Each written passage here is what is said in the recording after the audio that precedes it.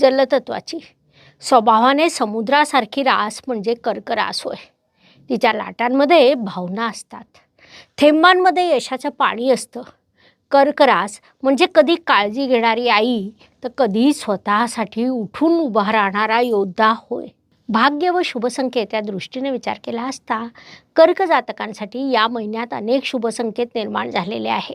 त्यामध्ये प्रामुख्याने सांगायचं झाल्यास भाग्यस्थानात शनिदेव आल्यामुळे या महिन्याच्या दुसऱ्या आठवड्यापासून भाग्योदयाची लाट तुमच्या बाजूने येईल.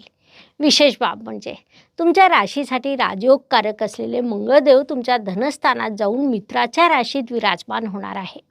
त्यामुळे धनप्राप्तीचे अनेक योग निर्माण होतील.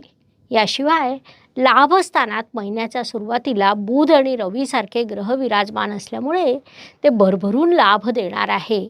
अशा अनेक शुभ संकेतांनी हा महिना तुमच्यासाठी भरलेला आहे. त्यापासून तुम्हाला अत्यंत शुभ परिणाम प्राप्त होणार आहे. या काळाचा सदुपयोग करा.